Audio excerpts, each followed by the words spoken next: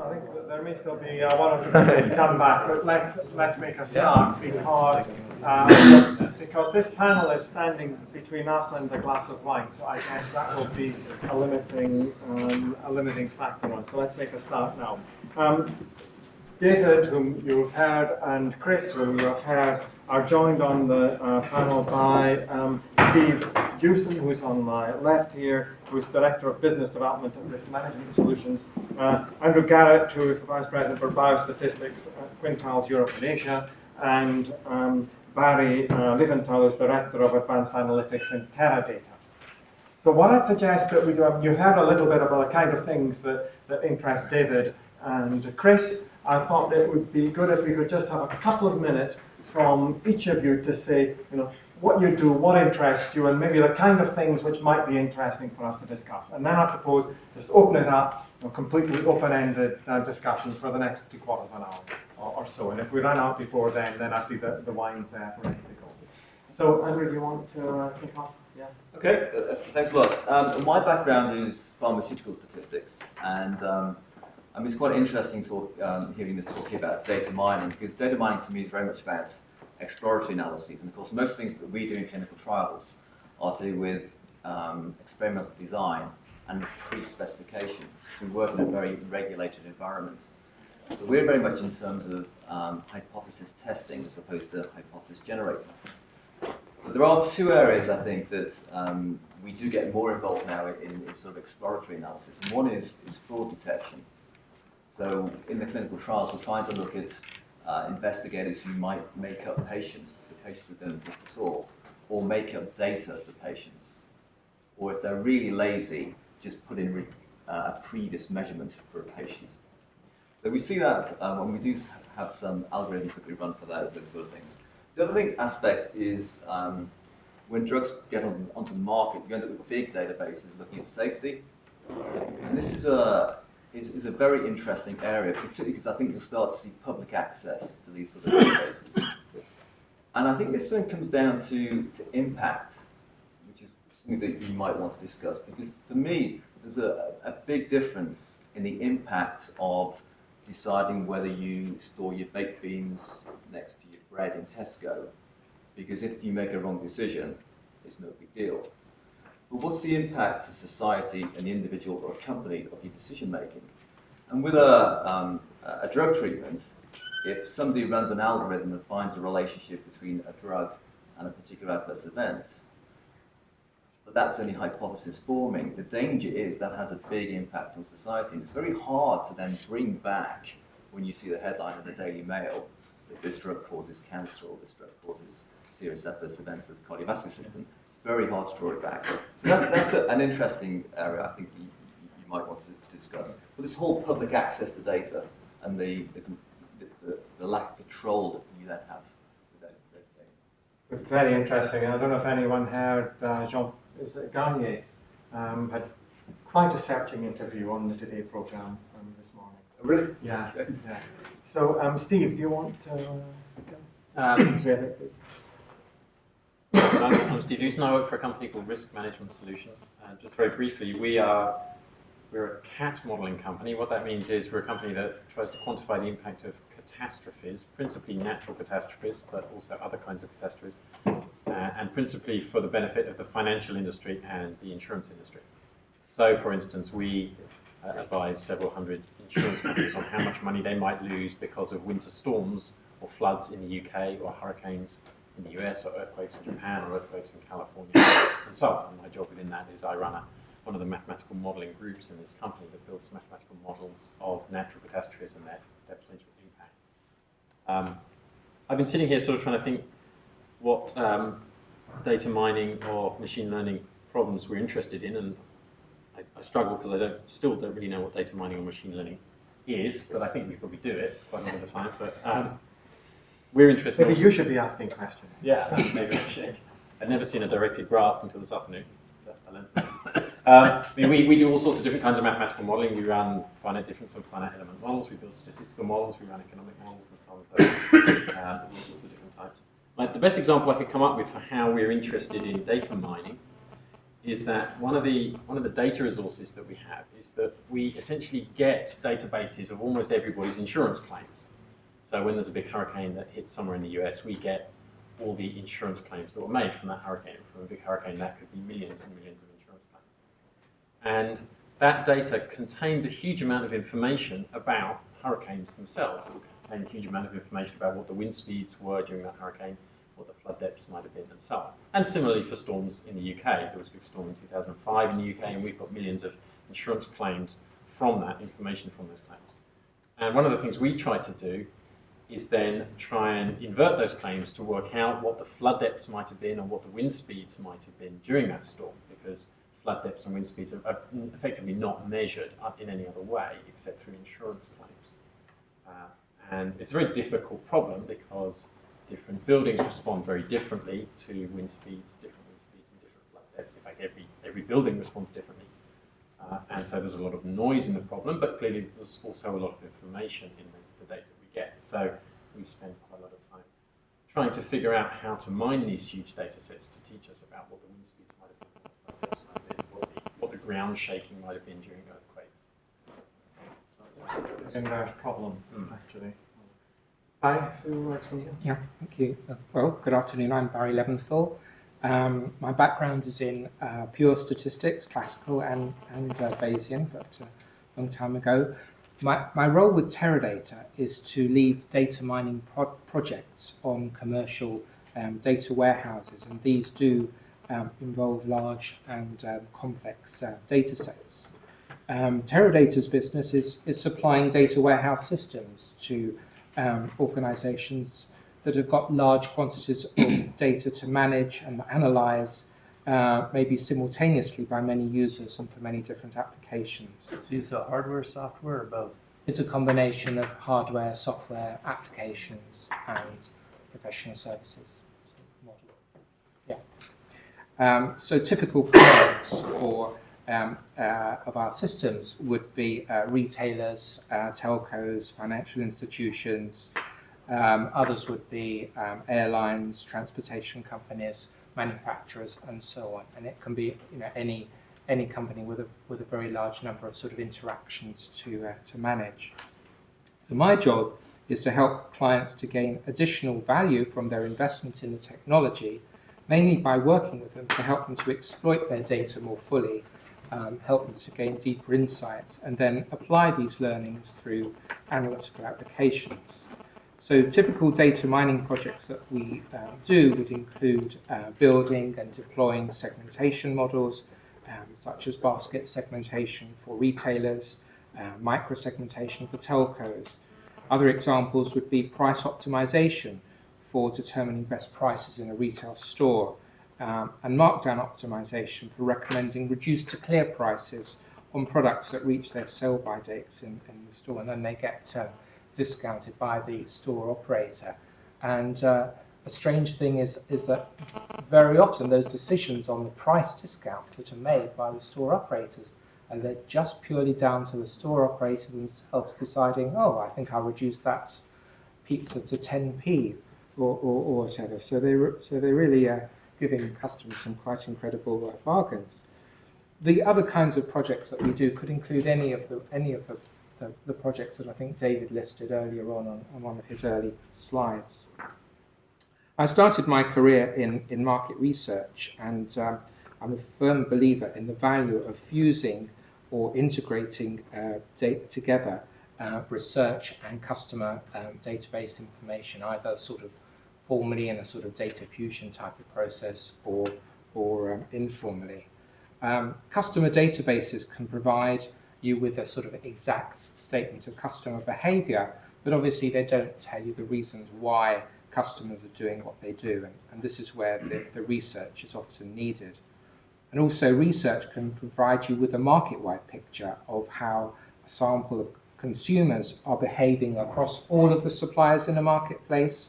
In financial services, for example, while a customer database would only have visibility of the transactions that the customers are making with that institution, but it would give the entire population of customers. So there are benefits to be had in combining the two sources. And lastly, outside of Teradata, I've got an interest as well in the census and population census and the small area classifications called geodemographics, and I chair an industry group on that called the Census and Geodemographics Group, funnily enough, for the Market Research Society. And clearly these are other sources of information that can be overlaid onto customer data and help to give insights. So that's a little bit about my background, really. Now, I have some thought about kickstarting, but I think better if I just open it up, because if there are questions which people want to throw at us generally or anyone particular, I think over to you. Yes, please. Yeah. I mean, I have a question for David initially, but perhaps others can answer it as well. I mean, I agree with you, data mining is a bit of a dirty, well, certainly from my perspective, it's been a bit of a dirty word. So I suppose I wanted to understand what process you follow before you start a data mining exercise and what traps people fall into. Because you're right, searching for patterns in data in itself can be a meaningless exercise because you can infer all kinds of things that don't really matter. So I just wanted to understand more about your approach to that. The first step is always to talk to the people who own the data, find out all you can about the data, what sort of things they're interested in. So, for example, if I have, I do have several PhD students funded on these sorts of projects by commercial organisations, what I would do is send them out for 2 or 3 months to the organisation, and they'll work there, getting familiar with the data, the issues, the terminology, as well as the sorts of things that they're interested in, and then take it from there. So that's always the first step, try to understand what's going on. I mean, as I sometimes say, data aren't numbers. They're more than numbers. They're the numbers in the context and what the numbers mean, the metadata about the data. Without that sort of extra information, the numbers don't mean anything. So the first step is always to try to learn something about those other sorts of issues.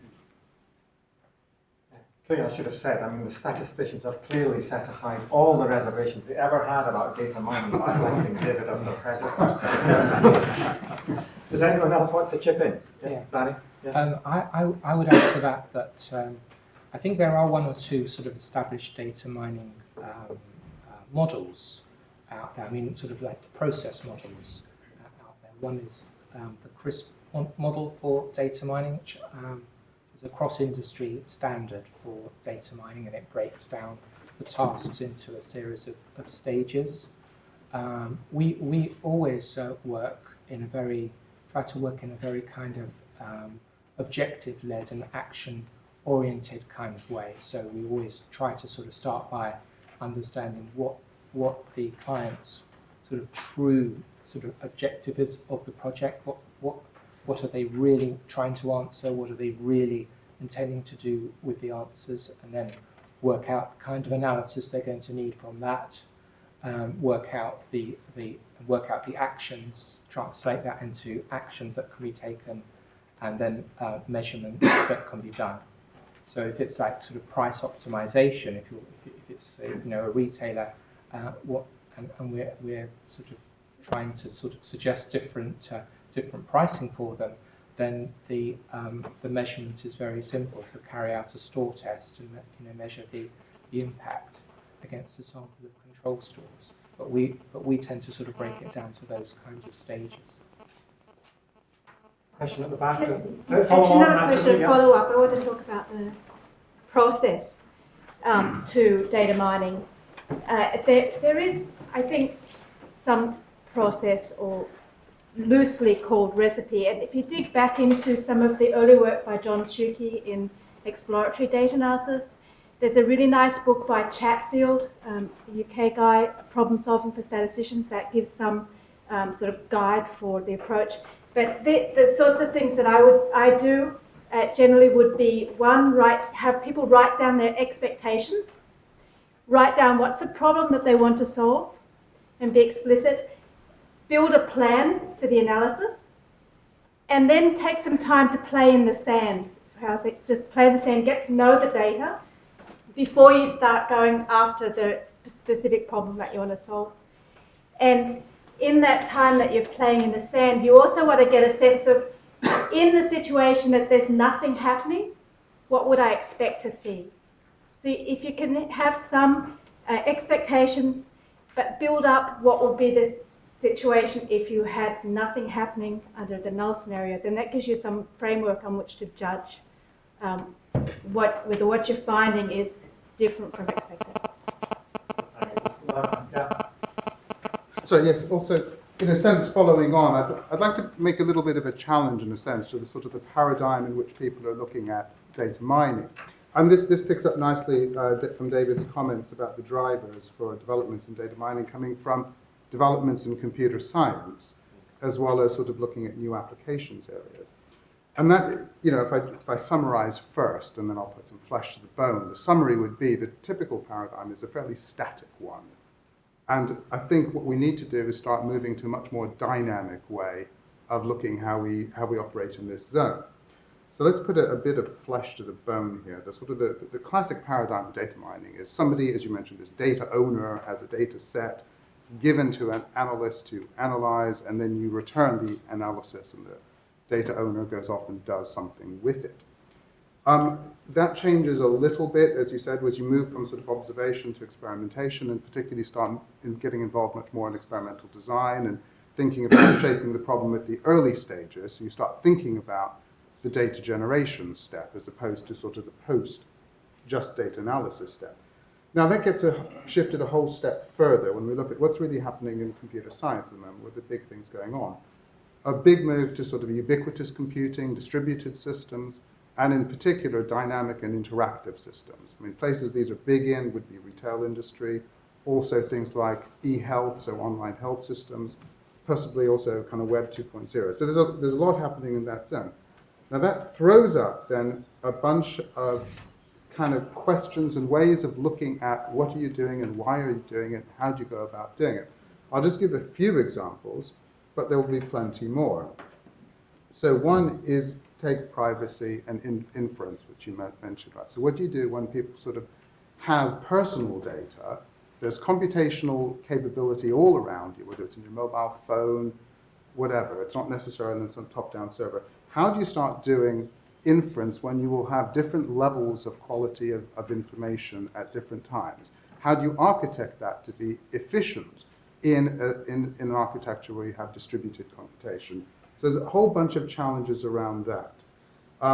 Then there's things like, if you look at this in an interactive sense, the whole idea of having a data set, which you then analyze and then return the data, kind of vanishes. The question is, what information do you really want next in order to serve the purpose that you're trying to do?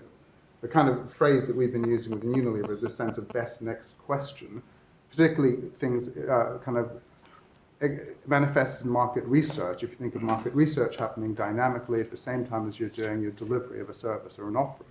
It's an interesting question then, given what you know about a particular person or event or whatever, what would be the best next piece of information to go on? So these are just a couple of examples of things. The last one I'll just throw in is something about temporal aspects. People tend to strip out time and look at data in a static sense.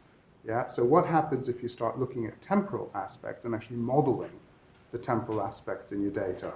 I'll just throw those as three sort of big challenges, but there's plenty more, I think, when we start moving to this way of looking at it. And I throw this open to the panel to respond to. David said he'll comment. A very quick comment. I agree with you absolutely. I think those are superb examples of new challenges that we have to face or that will be faced, which will present us new sorts of problems, new challenges requiring new kinds of solutions. I think they're great examples. Chris? Yeah, so lots of interesting points in that comment. So yes, there are some very big drivers. I mean, I think of data mining sort of traditionally as rather opportunistic. I've got this big data set. I wonder if there's anything interesting in it. Would you like to take a look and see if you can discover something?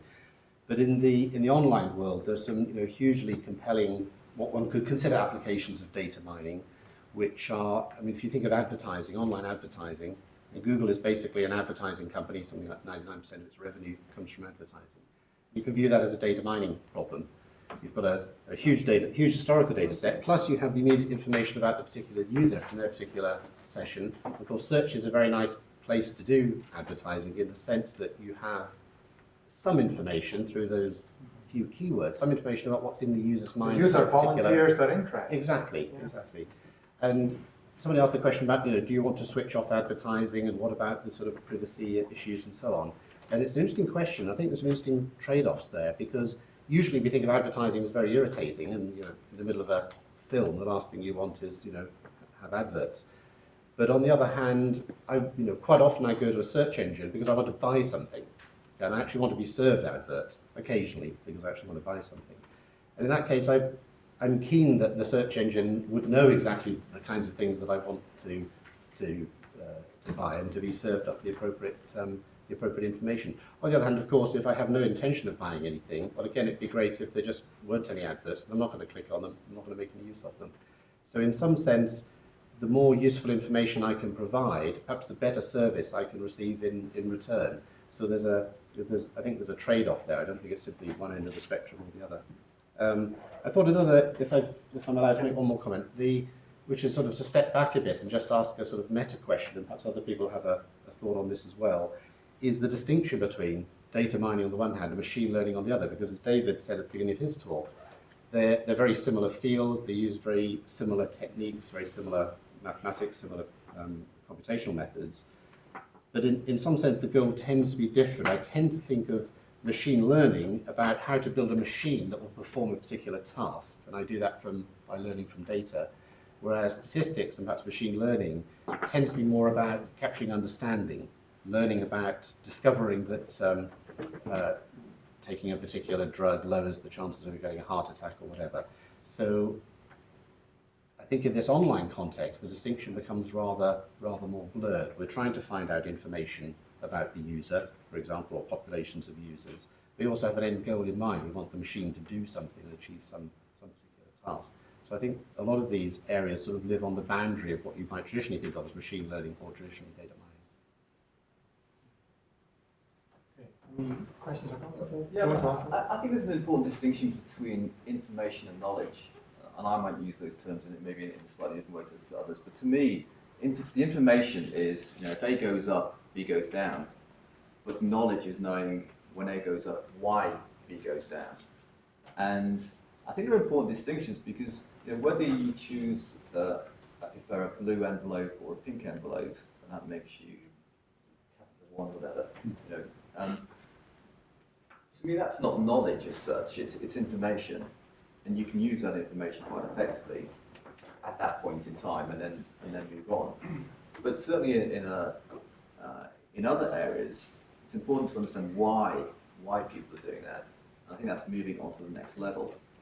And certainly in the area I work in, it's not the information that's important, it's moving on to the next level. And I guess with Unilever, it's the same sort of thing. You need to understand why it's happening. And then it comes down to, are there other bits of information you can use to show that the relationship you found is plausible? And certainly in the pharmaceutical area, there are 6 or 7 points you go through to say, is this a plausible relationship? Yeah, go ahead. I'd just like to add a little bit to that. I agree exactly with 100% with what Andy just said.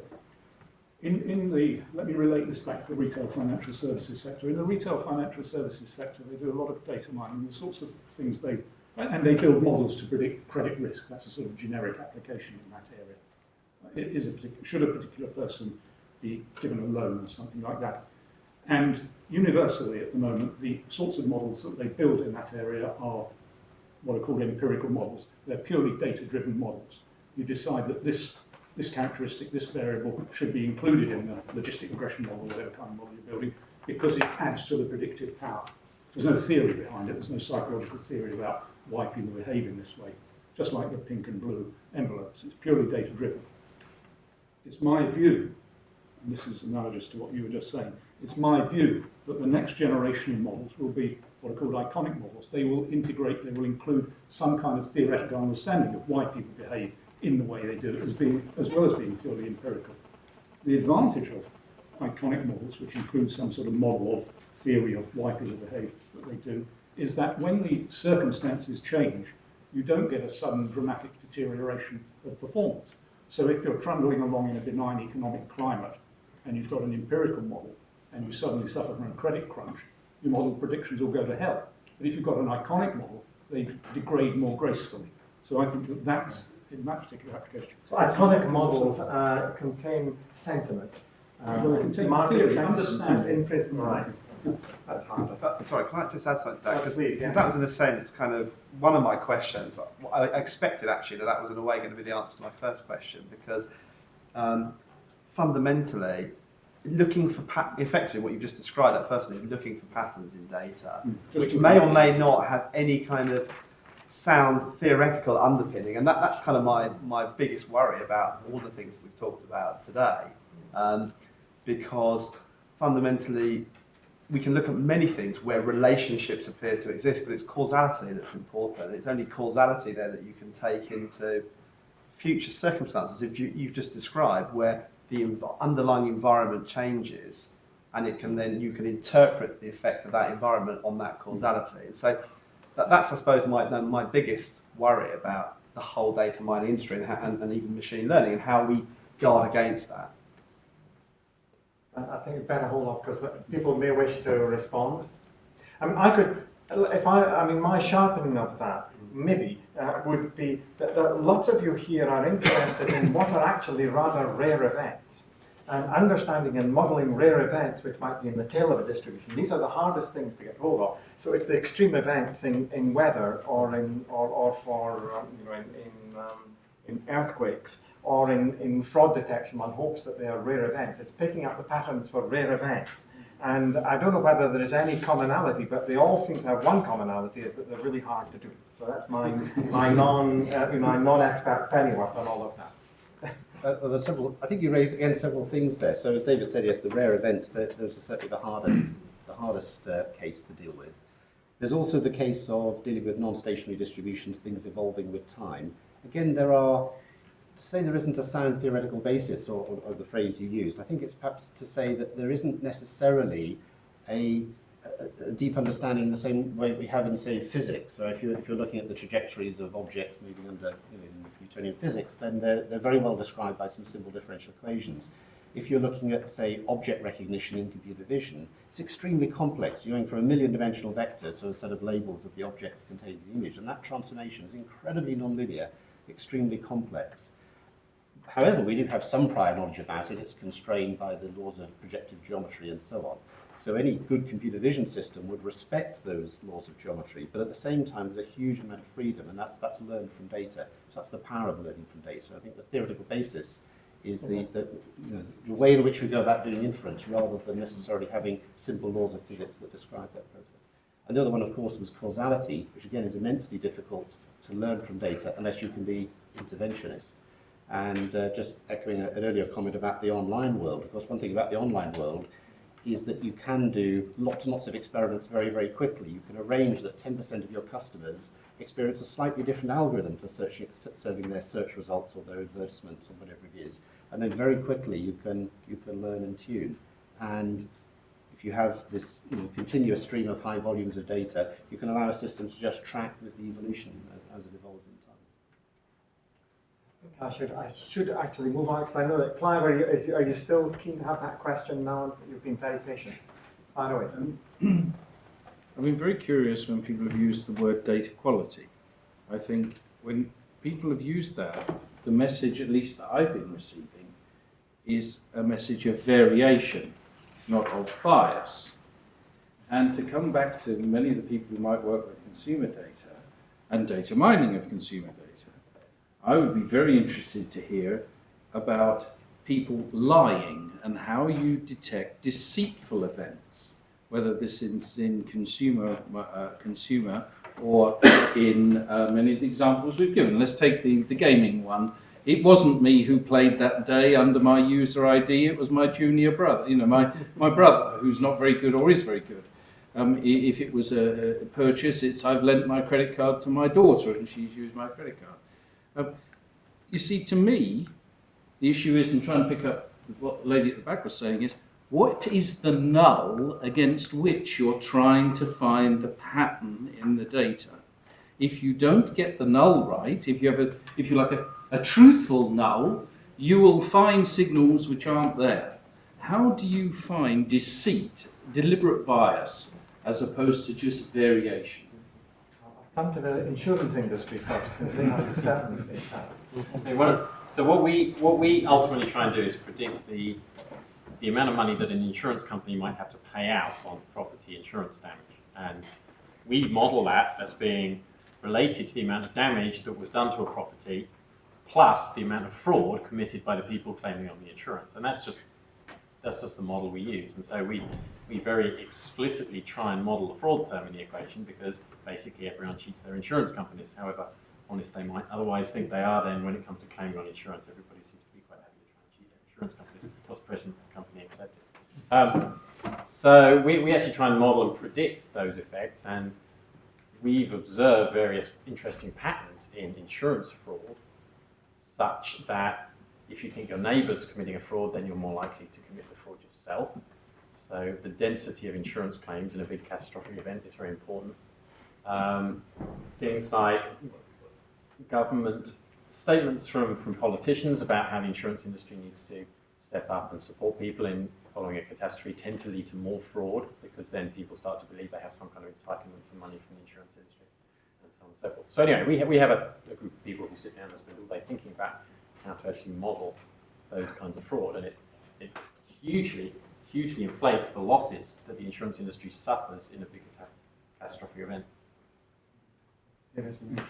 You asked about bias, and I did comment about the dangers of selectivity bias.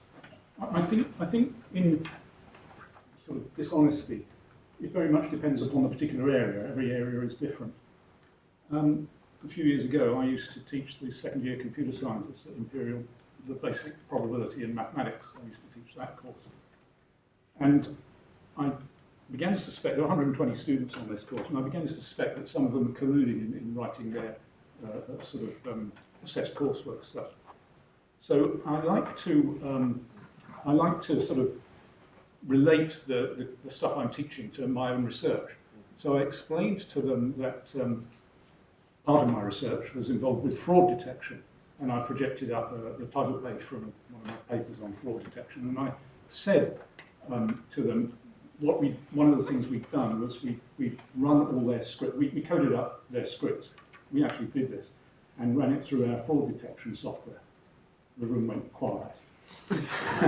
And then I said, and you know, what we found was that some of you have been cheating, you've been copying each other's work. It went even quieter. And then I said, and I want you to be very clear about what I'm saying here. I'm not saying that amongst 120 students there are bound to be some who are dishonest. What I'm saying is, I know your names. And the room froze over. And it's absolutely right. We managed to formulate a null distribution, and way out in the tails were these students whose scripts were too similar. They couldn't have been that similar, but you know, it would have been a 1 in a billion chance kind of thing. I think it depends very much on the particular problem area. Just to point out, there's one situation in which that arises, which is relatively clean and simple, and therefore amenable to quite comprehensive analysis, which is online reputation or feedback systems. So we feed, you know, it might be online, it might be eBay type of situation, or it might be, as you mentioned, in the gaming world, where you feed back information on other players. So we have an algorithm which is called cheaters and liars, but it's just very simple. The intuition is that, you know, if lots of people says this person is cheating, then that's good evidence that they're cheating. Whereas if one person says lots of other people are lying, then, you know, perhaps they're the liar rather than the other people.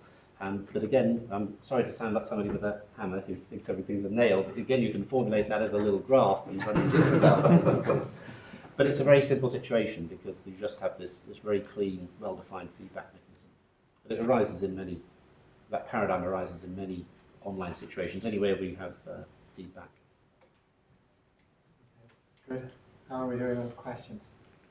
Yes, please. I have a series of questions which are all related, and a very simple question related to the choice of a Gaussian distribution to describe the distribution of the quality of online players. This is a small question which we might discuss as a part. And the other thing is whether or not, in your opinion, it is possible to use data mining and machine learning in the context of designing profitable trading strategy. And let me explain what are the aspects, in my opinion, which make this task difficult. Well, first of all, it's a very desirable price, and obviously, if it were easily achievable, everybody and his uncle would be doing it, and hence changing the very patterns which might be profitable. But second of all, I'm very concerned about the non-stationarity of the data sets which are generated. The aspect of causality, I think, is very important, and I would like somebody to comment on that. And thirdly, the quality of the data from a much more simple angle than somebody cheating, which actually indeed seems to be happening even in the rarefied spheres of high finance. In actual fact, right now people are seriously discussing changing the definition of LIBOR, which had been a foundation stone of modern lending of money between banks, because people are showing incorrect quotes for LIBOR. But I mean, more the quality of financial data tends to be very poor, because the quotes are not evenly spread, etc., etc. Well, you probably know better than I do all the aspects of that. So and then again it connects to my previous question, because also the distributions, kind of the uncertainties around these quotes are also very, very non-Gaussian, demonstrating wide tails and things of that nature. So would the panel be able to comment on this kind of type of questioning? So I was going to answer the Gaussian question first of all. I mean, primarily it's one of analytical convenience, and secondarily one of computational scaling. So it's not a strong statement that this is a great model of the world. It's a huge improvement on just having a single parameter, a single strength. So I think some measure of the spread is a big improvement. But the fundamental driver is that when you're maintaining distributions over millions of people and processing millions of games results per day, then you need something which is computationally efficient, and the Gaussian, the core result, the core computational step is taking a truncated Gaussian, projecting it back onto a Gaussian. And of course, it's impossible to maintain any correlations. You might want to maintain, this is a fully diagonalized Gaussian, because any off-diagonal terms will become computational. Isn't that a bit like this thing called linear Bayes? Linear Bayes? Yeah. That was directed to you, I think, Chris. Is it Well, this thing where Bayes you applied to a linear model? no. Well, there's this thing called linear Bayes, and one version of it is you only track the mean and the variance of everything, because Well, that in that case, it would be an example of that. Yes. Once you start to track only the mean and the variance, you're dealing with a Gaussian distribution, because everything else depends on higher models. But I don't know whether, sorry David, did you want to come? Just very quickly, you asked, I think you said, could data mining be applied to the financial data? And I do characterise the hedge fund industry as built on statistics and data mining. And lots of my PhD students go into apply the sort of tools they've worked with in that sector. So yes, is the answer. Yes, I can just briefly comment. I mean, we did have a talk here a couple of months ago by a guy called Ewan Kirk. I've mentioned this to one or two others when we were talking outside. He's in Cantab Capital, and his whole analysis was actually drilling down into futures trading data from the sort of daily down to the millisecond timescales, where it's clearly no longer Gaussian, it's discrete levels, it's event-driven, and all the rest. So if you wanted someone to talk to, because precisely the question of non-Gaussian and how you deal with data which has that characteristic was actually what his game was. So I mean, if this is something that you may. I have my own ideas. No, I wanted to hear other people's. Right. So it's, I just have one brief comment, which is that I think what's becoming increasingly clear that machine learning alone is no longer sufficient. And so we're now trying to bring together economists and game theorists together with machine learning people, because all of those ingredients are important. So I think in terms of research frontiers, it's that intersection of machine learning, economics and game theory, which is particularly interesting and particularly relevant, again, in the online world. A question about prediction confidence from machine learning models. It's certainly an area that's very important to the applications we work in. And I wondered, given the breadth of industries on the panel, whether you see this as an issue that crops up in other industries, and do you see this as a tractable problem? Because from our perspective, it's very important. prediction confidence. You can't have that. What have you got? Well, if you haven't got confidence, it would be nice to know a measure of confidence. Well, all our models Maybe you need to sharpen the question. I can't. Yes, so we will build a predictive model, support vector machine model, perhaps. Can you tell us what sector? In the pharmaceutical sector, drug discovery. And typically you're then saying, should I make this molecule? And the model's never seen the molecule before, but it's seen some similarities to it. And typically, you know, from our measurements of how good our models are, you might think they're 85% predictive or so. But increasingly that's, because of the advances in the modelling methodology, it's no longer good enough for the people we work with. They want to know, well, yes, but how confident are you that your prediction is correct? I think this question illustrates the point Chris made. You need to have some sort of measure of confidence, and I think everybody here would agree that it's not enough just to have a point estimate. You need to have some sort of discussion about that. But then, the point Chris made, you're also entering into the realms of economics. Should you develop this molecule or not? Depends upon what you're going to do with it, and then how confident you can be that it will be beneficial and so on. There was a discussion paper at the Royal Statistical Society a few weeks ago on exactly this. Should you carry out this clinical trial based on the information you've got now, in view of the likely information, how much information you're going to get from it? So sort of integrating economic considerations with uncertainty considerations. I think the difficulty with drug development is that what is the measure of success, because it's so multifaceted, and it's not as if you have one outcome. It reduces blood pressure.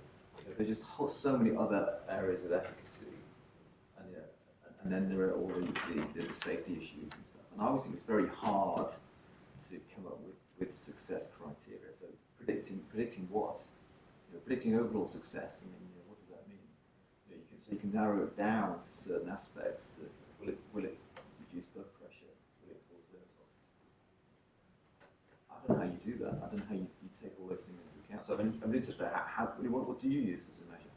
So, well, we work at an earlier stage, but for example, predicting liver toxicity is a very important thing to do. And so a lot of the time, and I like your answer in terms of how much would it cost you to find out the answer. Maybe that's more of a direction that we should think about. One thought, I mean, this is, although I described the virtues of a Bayesian approach, I think it's perhaps a situation in which one could step a little bit back from a purely Bayesian approach. And in situations like that, we've looked at model sensitivity. How does the output?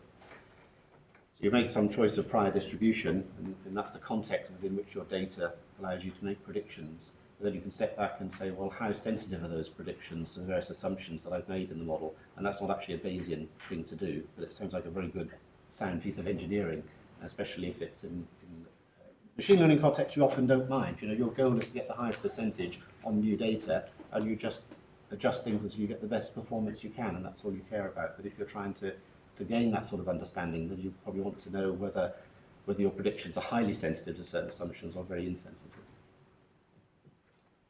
I don't tell anyone I said that.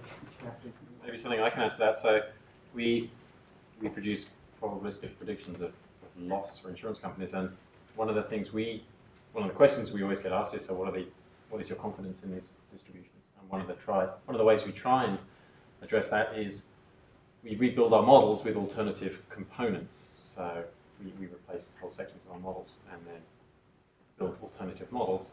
And we're struggling very hard to try and build a proper probabilistic framework to do that. The trouble is there isn't one. There isn't one out there in the academic literature. I went to a statistics conference recently and talked to some statisticians, and they told me, we'll just integrate over all possible models. It's easy. How do you weight them? I can give you some really crap models, which it wouldn't be one thing putting in the sum, I'm sure. So, to me, that's an interesting open statistics question, is if you're using 5 different models or 10 different models, or even just 2 different models, how do you weight them? And how do you understand the uncertainty on it? But we're certainly struggling with that, because that's a very important issue for us and what we do, to try and For us, it's trying to avoid getting caught out by a hurricane that goes and causes more damage than we predicted was really possible, which would embarrass us somewhat. So, anyone who's interested in the room is interested in this idea of combining models and model uncertainty. So, unless there's anything else burning from the panel or from the floor, what I suggest is that we close now. Just one question. Yes. Yeah, just one quick one. I wanted to come back to your comment about rare events. Yes, please. And I thought it was an interesting one because we often think, you're looking for these sort of big, bold sort of insights coming out of data mining. But actually, some of the most valuable insights may come out of these rare events. I want to ask the panel in general kind of what their experiences were about working at these things. It could be at the fraud level, or it could be at the sort of detection of a sort of a valuable event like a valuable consumer, or the sale of a rare item. Amazon makes most of their money down in the long tail. So just the panel's should the thoughts. reinsurers really have known that Katrina was actually more likely than they thought? No, there we Indeed. go. And This will indeed, have to be the last one. So, anyone want to chip in? Giving you an opening. Yeah, okay. Katrina or September 11th would be another example. Yeah, good. I mean, we sort of spend a lot of time trying to challenge ourselves to think of all the things that we forgot in our models. But that's the big problem for us, is what we've forgotten. So, yeah. I mean, in Katrina, nobody had thought to ask whether the US Army Corps of Engineers information about their flood defences was really correct or not, because it wasn't correct and the flood defences didn't work. So we'd have had to ask ourselves that question in advance, and it's pretty hard to imagine that we'd have asked ourselves that question. So we sort of try and challenge ourselves to ask those kind of questions, but it's very challenging. Any other thoughts on that? Rare events? I think it's a really interesting question, because if you trawl a large database, then you're going to find all sorts of sort of apparent anomalies and apparent rare events. You'll find customers who spend an incredible amount on a product, or customers who seem to be visiting a store daily, taking back items and then purchasing the same item and then taking it back the next day. And it's when does this become a rare event? And I don't know the answer to it, but you only have to start looking at the data in the sandpit kind of thing to start to see some very strange combinations of behaviour out there. I mean, just to comment on clinical trials, I mean, it is very difficult to detect fraud, and it's even harder to prove it. I think the other thing about fraud is to me, it's sort of a generic term that people use for people making up data. And that there's a whole spectrum of why people make up data, and some of it they're just completely incompetent. Others, deliberately make up patients, and it's a very it's a complete spectrum of things. Some of it's sloppiness, some of it's incompetence, and very, very rare, I think, you come across the people that really do make up a complete set of data. So I wish the recording wasn't on at the moment, because I had one good example from Churchill College. We were looking at our estates data and the usage of water, and the data was really rather poor. It was missing for a couple of days altogether.